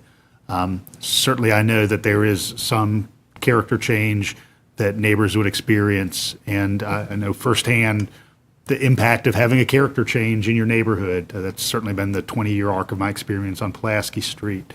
And it's actually interesting kind of thinking about those 2 examples, mine right in the core of town and this sort of in an inner ring post-war development. There was an article in the online journal City Lab 6 or 8 weeks ago, and the writer was noting that there's been this resurgence of migration into inner towns. You've seen that here in Athens, you've seen it in Atlanta, even in Macon. And the writer noted, what we also just have to be conscious of is that in inner ring suburbs, we're also going to have to see some modest density increase. And I think that is true in Athens, particularly given that we value the northern and eastern arc of our county as relatively perpetual, wide open fields and forests. So this is close to shopping. It is relatively close to the university. And even though $300,000 still seems like a lot of money to me, I know the reality from friends of mine who are in their 60s and 70s is that often they've moved here from Boston or Atlanta or the West Coast, and they've sold their home for 2 or 3 or 4 times that value, and they've paid cash for a place here in Athens. And so it's certainly part of the cycle we're seeing, especially as we become so notable with articles in Forbes and Kiplinger's and other places about our attractiveness for retirees. And I agree. I mean, I think we've got to be conscious of the need for population broadly, family housing, professional housing, as well as senior housing. A lot of folks probably saw the article that was in the paper last week about Athens-Clarke's population increase, which was more than 10,000 people since the last census. And so we've got to make space for people. And while I'm always conscious of the need for positive implementation of erosion and sedimentation ordinances, the prospect that's been outlined wherein all of the topsoil would be retained, there would be consistent coverage to keep runoff from happening, and there would be a performance bond to make sure that long-term we don't end up with just a denuded pipe farm, I think is probably the right combination of things that I'll just say we probably need to be thinking about broadly, because we've talked a lot about affordable development and affordable housing, but just extending forward, we're going to have to think about developing housing generally across the spectrum. And so we're probably going to need some new tools in our arsenal, and sort of a defined package of grading plans, much like this, might be one of those things that we want to begin talking about right now. So, no development is perfect, but this one really has kind of backed off of some of, I think, the immediate neighboring concerns that would have been produced in the prior iteration. And the other thing I'll just say when it comes to kind of regional economy is if people aren't going to have an opportunity to buy a single-family home here in Athens-Clarke, as we saw in some of the housing studies that we've had brought to us over the last couple of years, they're going to be jumping the county line to Oconee County and Barrow County and Jackson and other places. And of course, we're going to be seeing this very same headlights and taillights as people come to the Performing Arts Center, or come to watch volleyball, or come to basketball games, or come to eat downtown. But we're not going to be benefiting from the residency, the neighborliness, and the tax dollars that those people bring to the table every day. That's right. Did you want to comment? No, I was just, I'm sorry. during that comment, I was. Yeah. Mr. Hamby. Thank you, Madam Mayor. And Commissioner Link made a statement about not worrying about if it's senior housing or not. And that's all well and good, but in their proposal is based on a traffic study that says it will be seniors driving through there. If it's not going to be seniors, or if you're not worried about who it is going to be there, then the traffic study it makes no sense whatsoever. Because if it's, and the HUD requirements of 55 or older are very loose requirements. All you have to do is say that you're targeting this neighborhood for a 55-year-old development. I mean, like I said today, I called and they said, as long as one person has a contract on the house that's 55 or older, then they're good to go. From that standpoint, having a contract and living in the house are two different things. And the neighborhood concerns, while the Swanson Jones, I would argue that there's some residents in Swanson Jones that still are opposed to this. I mean, one got up and spoke at the Planning Commission meeting and said, what I'm asking here is what's wrong with the 43 home development. So I would suggest that all the neighborhood concerns have not been addressed yet, because they live in this area on a day-to-day basis. Again, I go back to the question about what's wrong with the way it's zoned now. And the shopping, from that standpoint, the shopping is close to Oconee County shopping. It's not close to Athens-Clarke County shopping.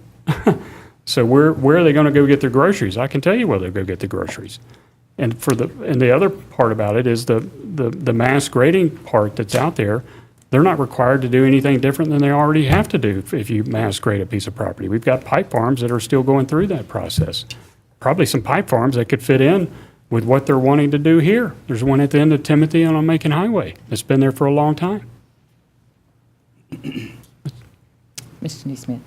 I also want to point out the problem with the egress and ingress on Epps Bridge, especially that more northern route. St. Ives is directly aligned with St. Ives, so we're going to have traffic coming out of St. Ives and coming out of this this development making left and right-hand turns, and it's going to be very dangerous. The other point is that when we see this next item, this next agenda item for the church that's next door, you'll see that there's an opportunity for people to cut through the church parking lot from this development, cut through the church parking lot to get to Timothy Road. That's very problematic. And the ingress and egress on Timothy Road are not designed for that level of traffic, which would be not just on Sundays or on Wednesday nights. It would be whenever someone leaves this neighborhood and decides they want to go to Timothy Road instead of Epps Bridge Parkway. So let's pay attention to that as well. Anybody else before we move to the next item? Okay. All right. Done talking about this one, but I'm going to show you one more thing on this because I don't have a good picture of it for the next one. As Commissioner Gertz pointed out, and again, my pointer's not working, but this property does touch the right-of-way of Jones in the very top, kind of to the left, and it touches the right-of-way of Swanson to the right. So those, this will get into the church, but if this subdivision were to be developed as zoned by right, there is no restriction from keeping them from tying in to either one of those two streets and going out. So I say that only from a standpoint with this next one, that they feel like they go hand in hand with each other, and if one of them's not going to be approved, the other one, there's no reason to approve it either. I'm not so sure that's the case in terms of what the church is looking for as well, but I'll tell you in a minute. This is an amendment to the special use for the church. Y'all just looked at this a couple months ago for the Timothy Road side for a driveway. This is obviously being done in conjunction with the rezoning request we just looked at. If approved, it would remove a portion of the property from the current special use, which is the southern tip of everything on the south side of where the new road would go. They would have a driveway connection to the new street as an option that would get them out at a median cut and that is directly across from St. Ives. And as with any special use, binding plan or report. And because it's a special use, if approved, it is basically an opportunity for them to modify under a plan. It would not eliminate them if it were approved and the rezoning that we just talked about ultimately was not approved. It just simply gives them the opportunity at some point down the road, if that property behind them is ever developed as zoned or otherwise, it gives them an opportunity to tie in at that point instead of going out through Jones Swanson. And even with the 40 lots as zoned, they would have to have two ways in and out to do a subdivision, could not do it with a single. So I'm not, I guess where I'm going in a long-winded way is there may still be some advantage of the church to have this approved, even if the other one's not, just to give them options down the road if there was ever a desire for further development. But would not require them to make any changes without further development on another property. Okay, so, sorry I rambled, but existing variances, the variance with street trees no longer needed. The buffer variance that was in conjunction with the driveway out to Timothy is still in effect. And the new variance would be to increase lot coverage from 25% to 38%. This is not based on any new development. It's simply making the lot smaller on which the improvements are, which ran the percentage number up in order to develop it in this proposed manner. So existing property, site plan here. What basically happens in this version, everything to the right of that proposed road connection back to the property that we just looked at maintains the special use approval. And so the lot coverage, because that would be a public right-of-way, that's what's driving up from the 25% allowed up to the 38%, because property to the left of the new road is no longer part of the special use. I think that's potentially another opportunity for the church. Right now, all of the undeveloped property is still linked with the special use binding site plan. So to approve this, even if the other one was not approved, it opens up a development opportunity for the property south of the new road if this were approved, but does not require any ultimate redevelopment by either party. So, having said all that, and I kind of say that because Planning Commission went down that road. They almost said there's no reason for us to even consider this since we recommended the previous one be denied to you. think there's still, from a church standpoint, there's some opportunity for them that may help them a little bit. So with the variance on the lot coverage, it's approval, but it's limited only to the northern parcel that's part of the special use still, just for clarification. And with the special use approval with the two conditions of a complete meets and bounds, that's basically some housekeeping. And then it would require it to be tied to septic tank goes away if the road is built. So there's, and they can get it from the property to the west as part of an agreement. So that concludes, and the Planning Commission recommendation was unanimous.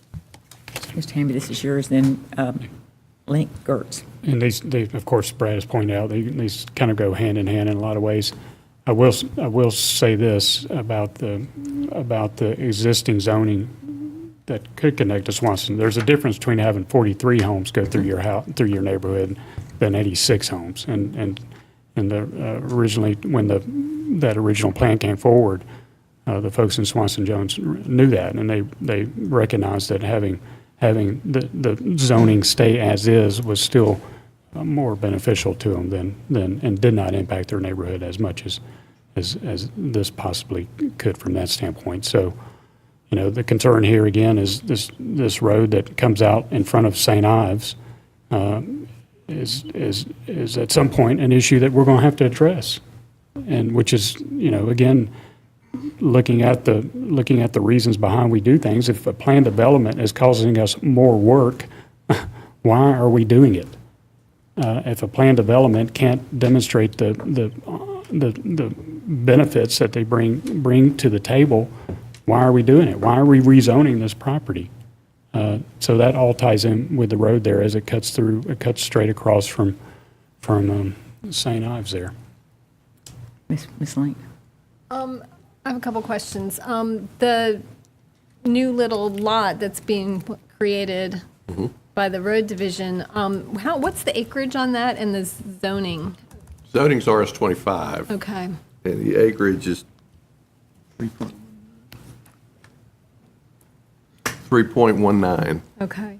So we talked about how, you know, these folks have to drive into Oconee County to go shopping. This is another thing, as we grow, we're going to have to consider some commercial zoning in some of these areas that are essentially sprawl because they're nothing but residential. I have another question about the sewer.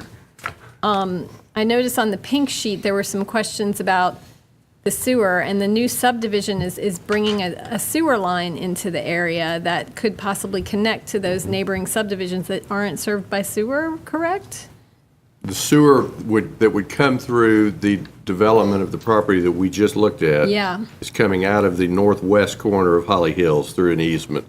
That's where it ties into the previous property, and then it comes through that property to ultimately get to the church to get them off of septic and onto sewer. So are those neighboring communities, Holly Hills and the other one, are they on septic?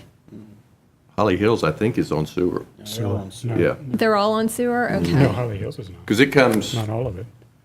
Swanson Jones is not either. I don't think Swanson Jones is. And Kingswood is. Kingswood is. Holly Hills is not. Yes. But the sewer's coming just up. a few of them. It may be that western side of Holly Hills has sewer, but not all of it. So that if the new subdivision were developed, it would provide opportunity for properties that are on septic to get on sewer. And these are properties that are 40 years old. I don't think it would allow opportunities for any septic properties in Holly Hills necessarily to get on sewer, but it would get that sewer trunk line closer to it would Holly get it closer Hills. to John Swanson, and it would get it to the church potentially. Ms. Wright. Go ahead. Ms. Wright. I need some orientation. Okay. You had a larger picture. Can you show me where? See that little triangle that's sticking up? Can you show me where that is on that view that you have that's not in my packet? That's a little bit further out. That one. Oh, okay. It's right across from the driveway for the street. When we looked at the bank rezoning a few months ago, that was the access Kirkwood, I think. Okay.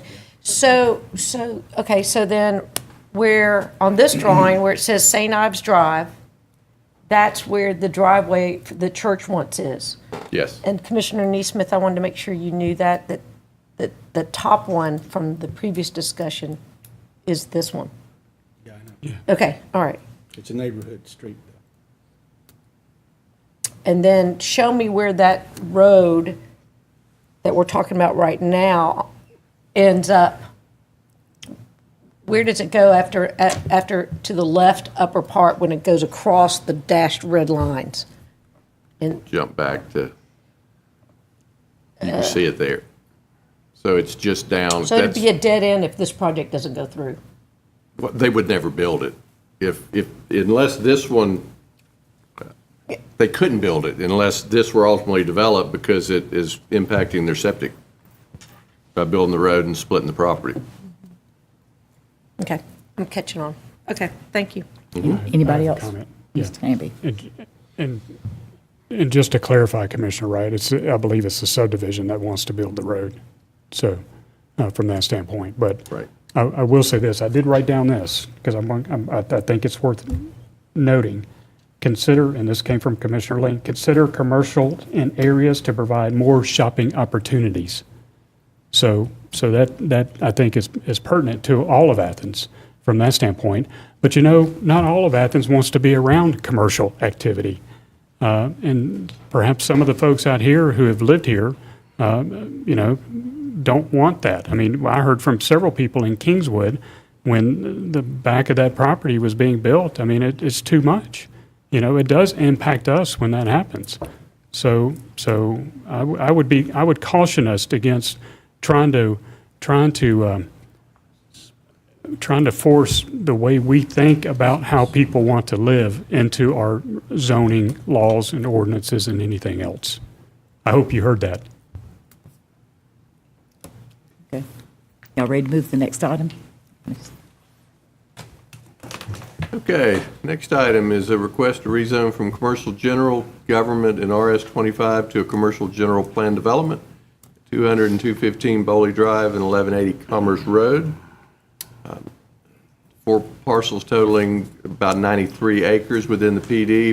Proposal is for a 10,000-seat amphitheater to be built on the property with 3,500 total parking spaces, with main entrance on Commerce, secondary entrance to Boley, and overflow parking in 2 locations, one to the rear of the facility and the second overflow parking area actually on the north side of Boley Drive across the street. With an event space like this, parking would be directed by staff during events. Part of the proposal is to straighten the one sharp curve in Boley Drive that's got some vertical curve issues with it too, kind of flatten it out and straighten it. And it also includes a residence for the owner as part of the approval. There are some waivers here. You see them listed there, not to install the raised pedestrian walkways throughout the parking areas. Front yard parking in CG zone. The landscape islands or peninsulas every 14 contiguous spaces is kind of a function of, they're every 14 spaces, but because those parking spaces within the main lot abut each other, kind of like you see in many standard parking lots, we figure those to be only 7 instead of 14. Basically, they meet all of their tree requirements within the parking lot in terms of numbers of trees per parking spaces. But based on the nature of one of these event facilities, how you park it, you basically, at the beginning of an event, you'll bring the cars in, you bring them to the front, and you work them backwards. And so people are walking past where parked cars are anyway. They did not want any other walking impediments between those spaces, which is part of the reason they're asking for that waiver. It is not a reduction in trees, and not to pave all parking areas, aisles, turnarounds, the 2 overflow lots, the one behind the facility on the main property will implement a grass paved type surface that is a reinforced product with grass in it. And then the parking across to the north of Boley would just simply be paved driveway entrances into a grassed area, because would be the very last and least frequently used area. So they would not propose to pave it at all other than the main driveway, which is similar again to what you see in some of these types of event spaces. See the property here, 3 zones, CG, RS25, and a piece of G property, which is the old reservoir that would be included. And I'll point out to you here, the property that you see along the main, the large property south of Boley that is currently zoned commercial general, what they have asked to do, they don't have any binding development plans for that area. And they really, it's already zoned CG. Simply what we have suggested that they do is not to include that area within the PD. There's no development within it. Respect the existing zoning line that'll split a CG zone from a CGPD, and then those properties could develop down the road by right under any of our CG standards. And that's the condition that came from the Planning Commission. Future development map change. Here's the property. Again, my pointer used to work. I don't know why it doesn't, but you see the one curve right there kind of in the top that would be realigned as part of this proposal. You can see it there in terms of the road shifting south. And this is the overall site plan with it. Again, 10,000 seats. Parking to the right of the facility down at the end is the primary overflow area that would be used last, and that is the combination of paved driveways and grass parking similar to what we have at the tailgate facility on Oak Street, where you have the grass in the middle, and then the parking north of Boley is all just simply grass with a paved driveway in. A tree management plan as well.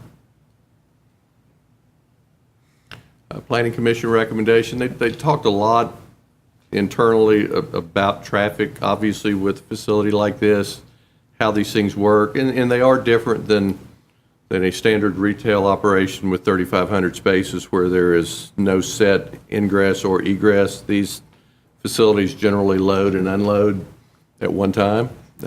They do it with assistance in the street in terms of directing traffic, which they have, one of the things they've indicated was the driveway onto Boley, which is in the very north, the exit drive would only be used, it would be locked and gated unless there was traffic control in place, and only at that point it would direct exiting traffic out to 441. So you would not be releasing cars at the end of an event in the evening to the right to where it would go down Boley and through the neighborhood out to the Danielsville Road.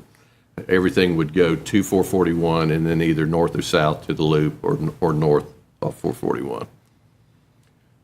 So, recommendation by Planning Commission to approve the future development changes as well as the plan development with conditions.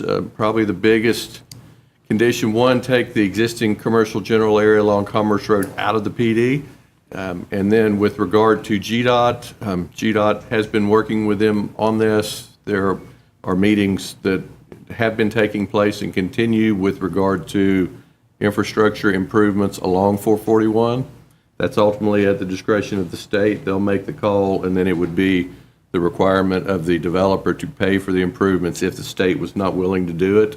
A couple of the things that we understand probably will happen is there will be a signal required at the exit on the north side of Loop 10, as well as we've also heard there may be an additional lane required, a southbound lane on 441 from Boley to the loop that would also be required to be installed so as to not stop southbound traffic. That's single lane right now if you're coming into town. So left turn movements going into this facility would back up traffic unless a second lane was put in. But those are all, that's at the discretion of the state. Ultimately would be their call, and it would be required by the developer to put in. And it was a unanimous recommendation to approve. Mr. Gertz. Thank you, Madam Mayor. I was joking with somebody the other day that the first iteration of this that came through in the autumn was sort of the back of the bar napkin version. It was very rudimentary and didn't include anything like the level of detail here, either about the parking configuration or the ingress or egress or some of the peripheral issues you mentioned. And so this has come a long way. And I'm excited about it just as a prospect for our local economy and for our entertainment scene here in Athens. I've probably been to at least 24 similar facilities, just my own concert going time, and this is a well-designed one from a number of perspectives. Obviously, some of the concerns are these operational matters, like Brad mentioned, in terms of the routing of the traffic. But I appreciate that at least being embedded and memorialized in the PD rather than just sort of left to chance, particularly about moving traffic back out to the left if you were to exit onto Boley Road and move on to 441. The other note I wanted to make just about movement has to do with the prospect of that new signalized intersection and whether that could be a place for bike and pedestrian movement across when you're there just on the north side of the loop at the interchange there.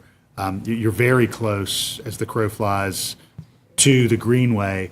And so whether, that's a contribution from the developer, which I know would be an off-site activity, so not something we can bind them to as part of the PD. I'd be interested in making sure that in our conversations and theirs with GDOT, that we fully accommodate bike and pedestrian crossing there so that later interconnection can safely happen. There's some references in the agenda report about the prospect of sort of ad hoc crossing in the middle of 441, which obviously we don't want to see any of, given the nature of that 55-mile-per-hour roadway.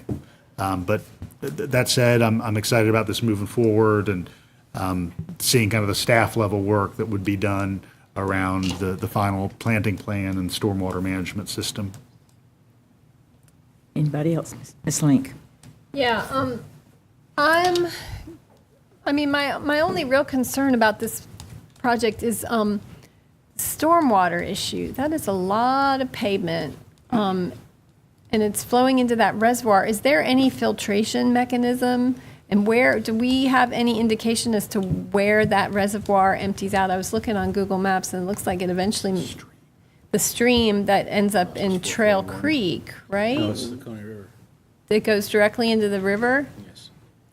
Yeah, that's yeah. This facility, just like every other development here, is required to follow the regulations, both state and local, regarding stormwater, so this would be no exception. So I'm trying to see. They would basically be retrofitting and redesigning the old reservoir to function as a 2018 legally permitted stormwater facility, So it's along with emptying. infiltration. It's emptying out right at our water intake, basically, right above our water intake. Is it above or below our water intake?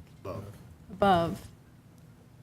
I have a lot of concerns about there being no filtration and it's going directly into that reservoir. I would think that there would be room for some kind of filtering islands in all that parking area, because I know they're asking for a waiver from some of those parking lot requirements. Mr. Neesmith, then I'll get back to Mr. Gertz. Yeah, a couple of things. One is, notice that Public Utilities recommended approval contingent upon the developer providing sanitary sewer, but I don't see that condition on our staff report. So what's going to happen with sanitary sewer?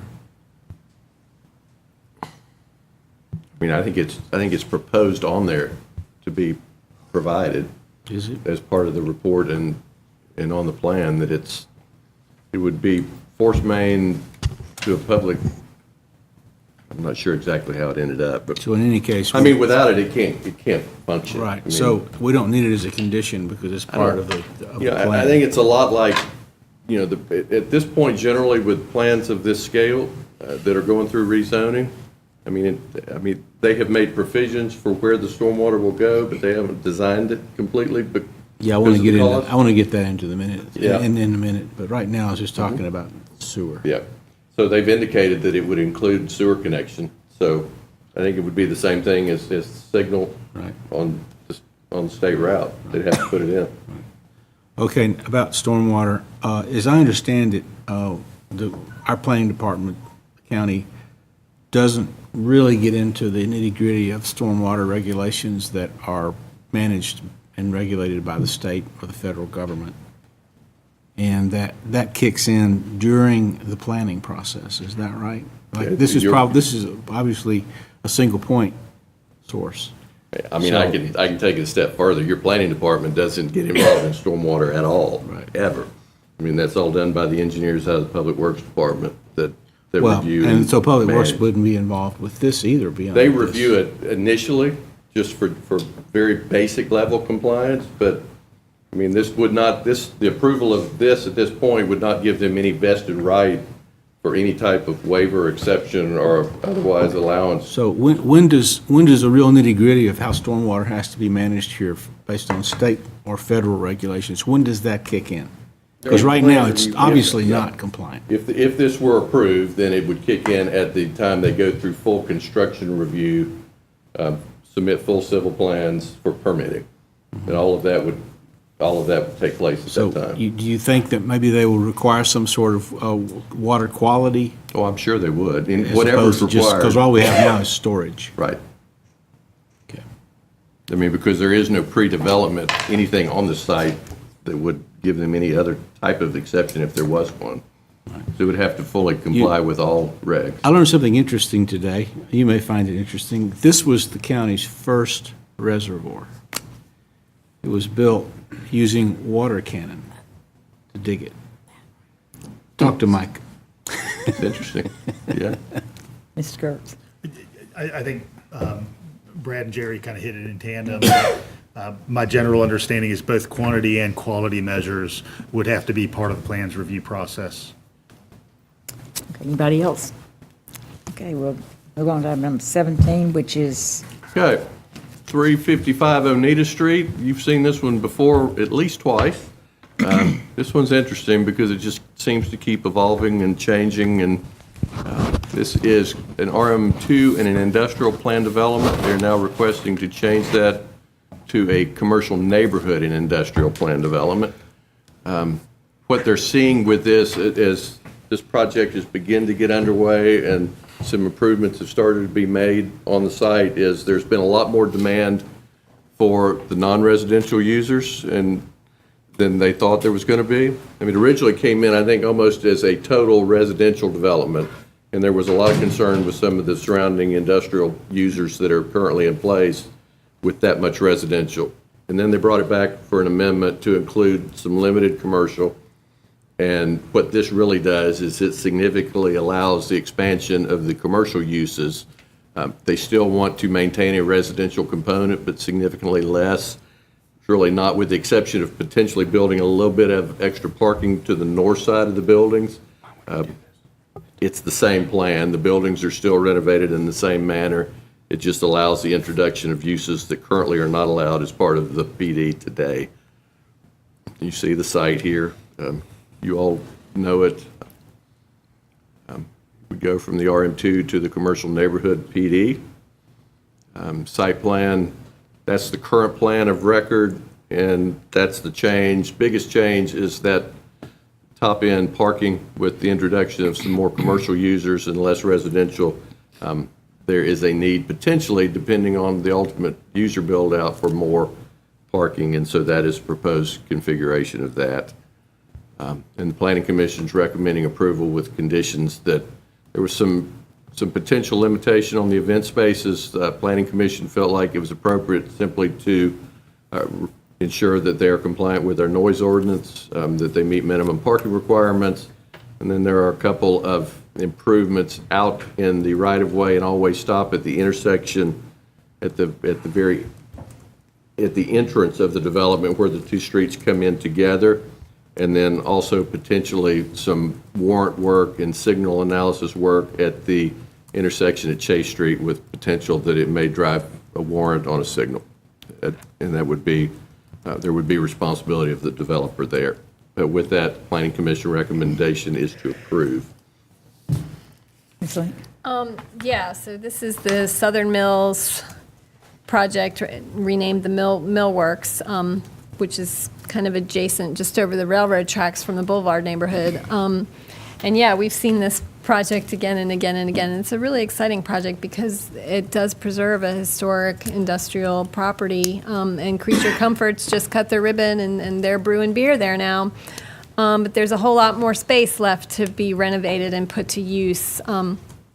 And I think it's perfectly appropriate to make this request and reduce the residential component. There definitely is some industrial activity in the area, and I mean, I even get complaints from folks living in the Boulevard neighborhood about industrial noise, but there's also an extra 3 acres still on this property for a phase 2. So I'm hoping down the line that, that they can consider some residential use that is compatible. I know there's been a lot of challenges converting these industrial spaces to residential, and it's not going to make for any really affordable residential possibilities. So, I feel like this is a pretty reasonable request, and I know that they're talking about adhering to those minimum parking standards.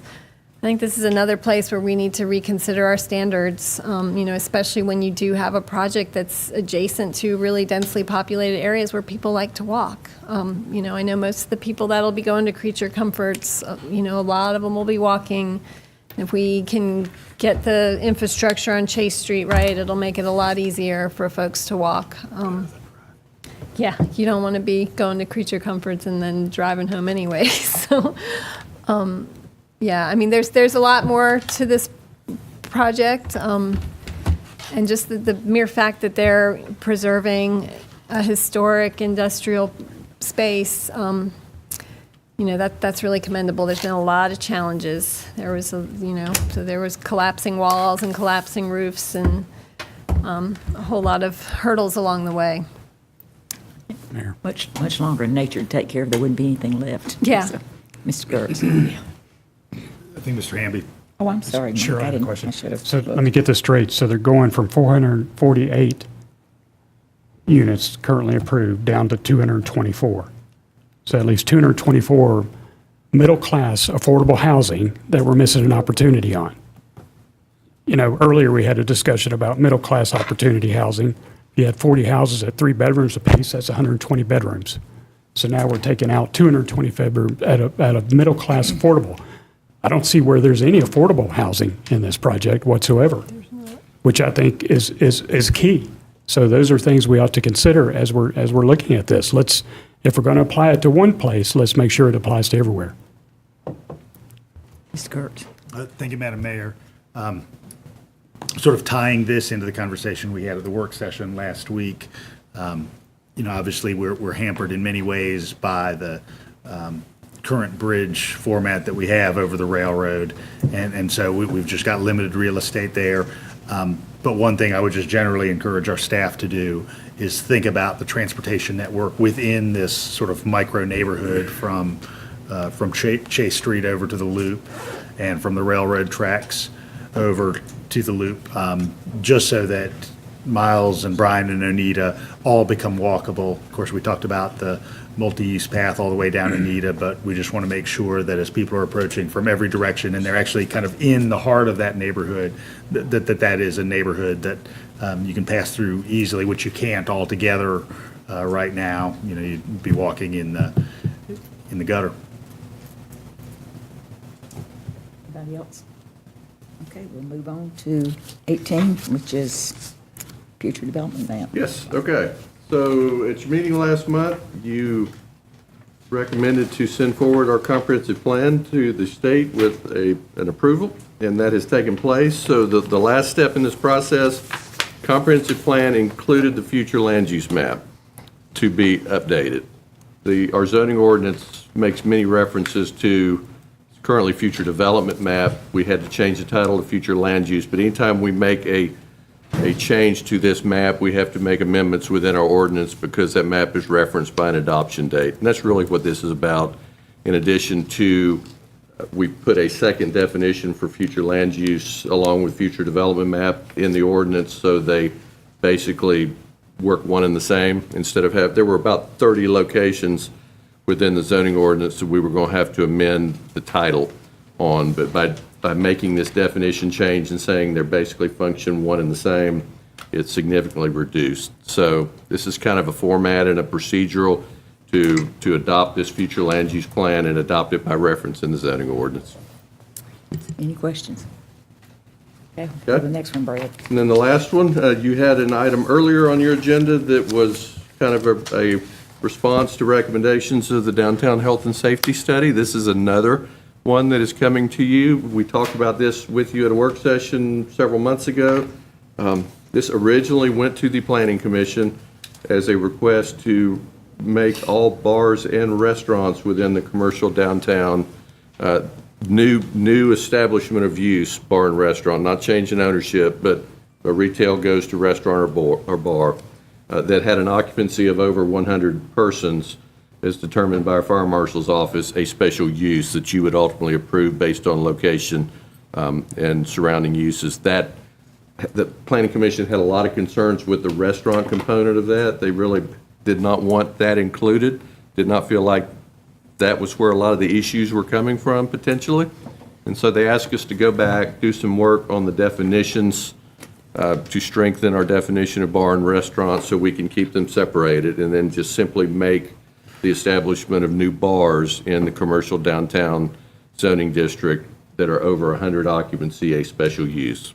So if a bar is in place now and it changes ownership, it doesn't go through this process. If somebody comes in and they buy a retail ground floor establishment and they want to convert it to a large bar, it is a special use permit, and part of the criteria that you would have the ability to look at in part of your deliberation is proximity to other similar uses.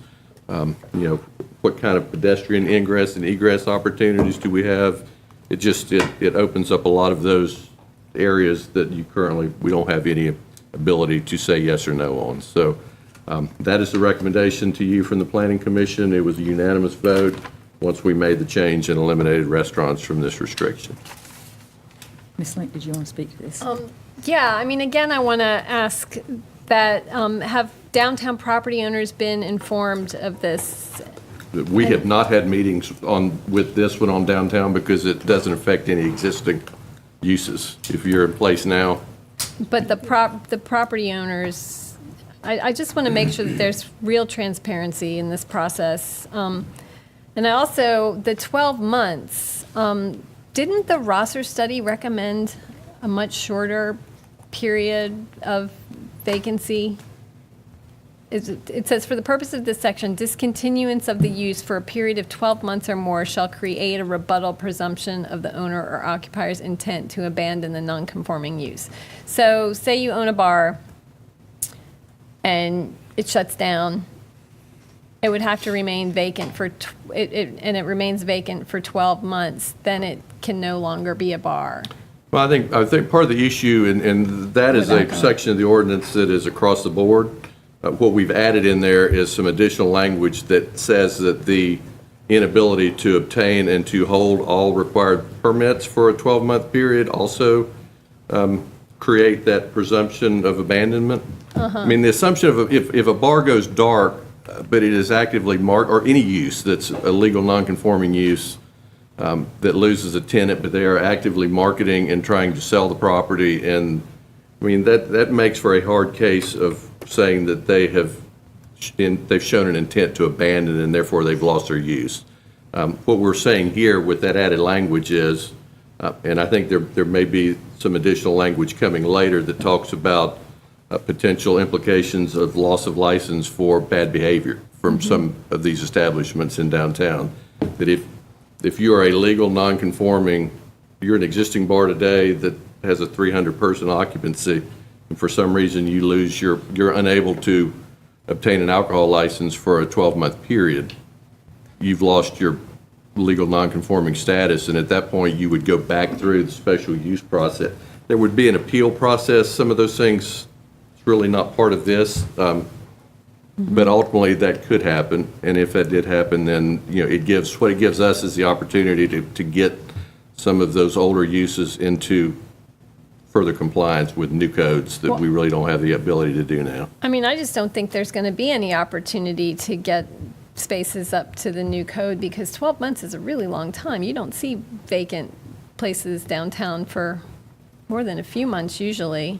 And I think that, Blaine, do you remember what the Rosser study recommended? I thought it was 45 days, which to me, 45 days is pretty harsh, but 12 months is also really long.